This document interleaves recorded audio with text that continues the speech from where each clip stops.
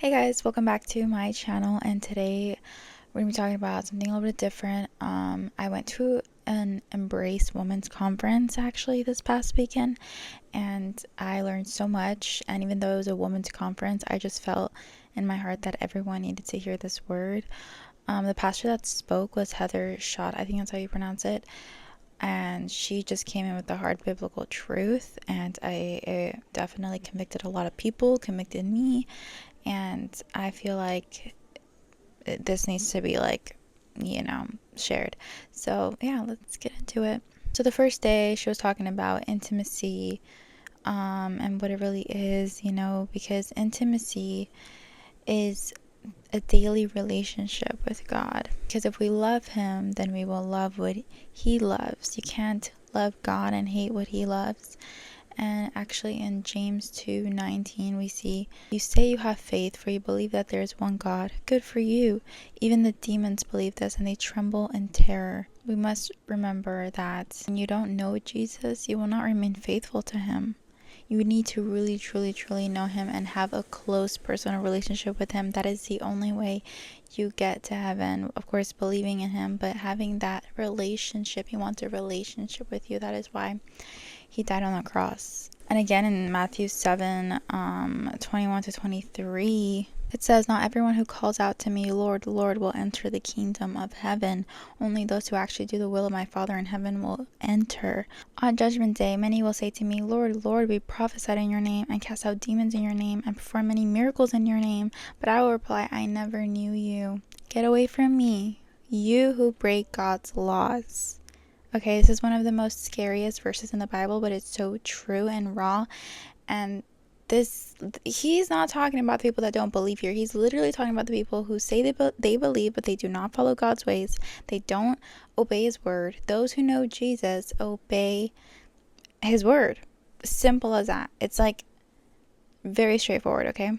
And in John 14:20-21, it says, "When I am raised to life again, you will know that I am in my Father, and you are in me, and I am in you. Those who accept my commandments and obey them are the ones who love me. And because they love me, my Father will love them, and I will love them and reveal myself to each of them." He loves those who follow Him, that pick up their cross and follow Him and obey Him. It's not just all about believing. You need a relationship. That's all I'm going to say. But day 2, she was talking about being ready, because we need to be ready for the day that Jesus will come. And to be ready, it means to bear fruit, your actions. In Jeremiah 17:7-8, we see, "But blessed are those who trust in the Lord and have made the Lord their hope and confidence. They are like trees planted along a riverbank with roots that reach deep into the water. Such trees are not bothered by the heat and worried by long months of drought. Their leaves stay green and they never stop producing fruit." If you can't tell, we are not talking about fruit and plants here. We are talking about us, right? Nothing should shake us. Nothing should shake our foundation on God. But if it does, that means there's a crack there, and you need to be honest and go to God more and more, because we should be bearing fruit because God is our root. If He is not your root, what type of fruit are you going to be producing, right? When you have your roots in Jesus, you will never stop producing fruit, and not just any fruit, okay? We will be producing good fruit when your roots are in Jesus. But there is this thing called fake fruit, right? Basically the worldly fruit, because we have what the fruits of the Spirit are, right, in the Bible, but we need to know the difference between good and bad fruit, and basically biblically the good fruit and not the world's good fruit. But I'm going to get into that. But first we should read Galatians 5:22, which it actually says all the fruits of the Spirit. So Galatians 5:22 says, "But the Holy Spirit produces this kind of fruit in our lives: love, joy, peace, patience, kindness, goodness, faithfulness, gentleness, and self-control. There is no law against these things." That is the good biblical fruit, and we're gonna go dive into biblically how we should be acting it out and all that, and not the world, okay? Because the world tries to sugarcoat things, but that's not why Jesus came. He came for the truth.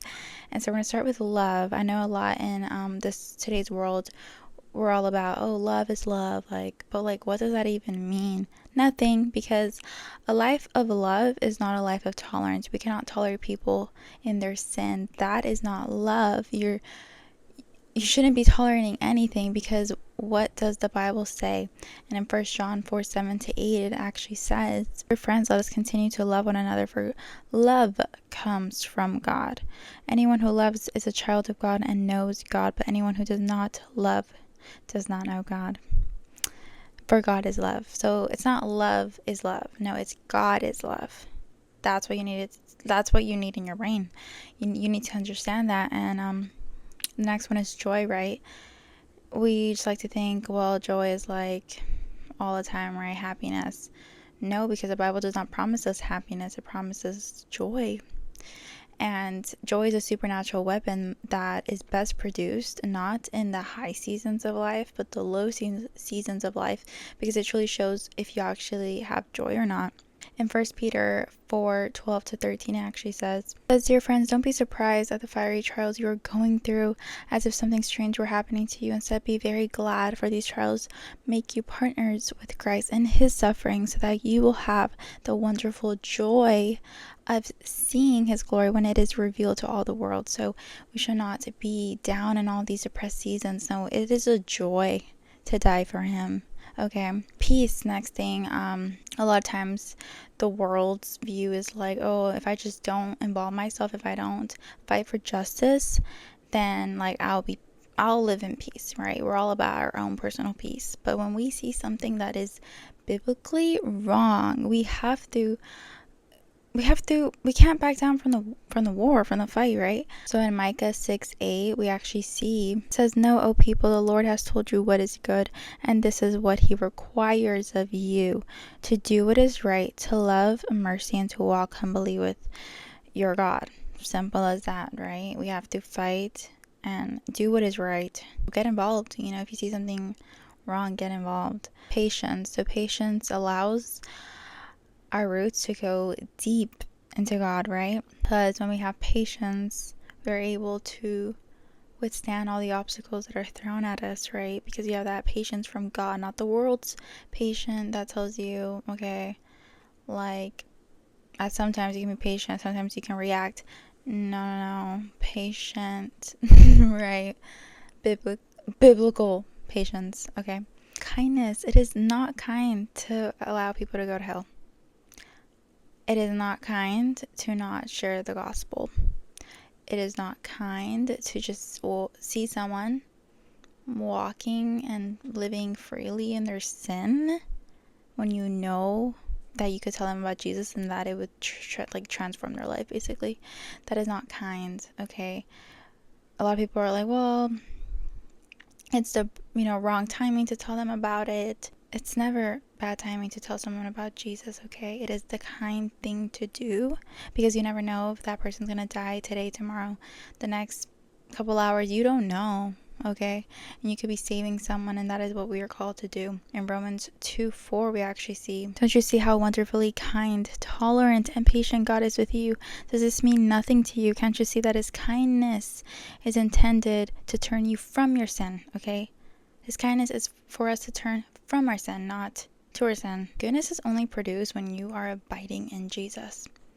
That's it. You just gotta abide by him. And then, because we cannot be good by ourselves, right? We are not made righteous by ourselves, but through Jesus. Faithfulness, that just means being loyal to the Lord, no matter what your circumstance looks like. You need to be faithful to the Lord. And in Matthew 5:11-12, we actually see, it says, "God blesses you when people mock you and persecute you and lie about you and say all sorts of evil things against you because you are my followers. Be happy about it. Be very glad, for a great reward awaits you in heaven." And remember, the ancient prophets were persecuted in the same way, okay?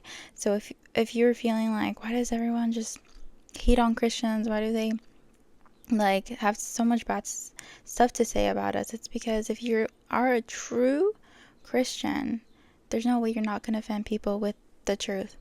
It's just, it does stir up something in them when you're telling them about Jesus and they're not really like giving in, it's because their flesh is fighting, okay? So when people mock us, or when they don't understand, their eyes aren't open, their ears aren't open. So when I hear someone telling me like, bruh, it's like whatever, like I can go to Jesus later, I can, like, it's just bad timing to tell someone about God, I just let that go in one ear and out the other, because we have to remember that the world is going to hate us because it hated Jesus first. Simple as that. And then there's gentleness. You have to be a true light in this world like Jesus is and was. And we have to be humble. Remember, it's not about ourselves, okay? It's not about what we can do and to get whatever. It's about what we can do for God and help others, serve others. It's all about giving, right? And lastly, self-control, which is not talked about a lot, but that basically just means fear of the Lord. If you don't have fear of the Lord, you're not going to have self-control. It's just, and a lot of people in this world actually don't have fear of the Lord, and that is a scary place to be in, because then you don't know right from wrong, truthfully. Like, you don't, if you don't have like fear of the Lord. But yeah, guys, that is all I have. I know this video is maybe a little bit longer than usual, but like I really felt like I needed to re-share this message that I got this weekend. For me, it's like I went to this conference because I was like, this is an opportunity to grow closer to the Lord, learn more about Him. Of course, the best way you can learn more about Him is just by reading the Word, but it's something so different to be surrounded by so many women of great faith and just being all together singing to God, worshiping. That's like how heaven will sound like. And if you want to be up there, then we need to be biblically good. Okay, we need to be having a personal relationship with God. We need to be obeying His word and not just listening to all the like worldly noise, because the world is not going with us. Not everyone will make it to heaven, okay? But you can. You still have time. He's giving us time. That is mercy. Thank you guys so much for watching. I hope you guys enjoyed this video. Be sure to like, subscribe, comment, all that stuff. And I'll see you guys in the next one. God bless.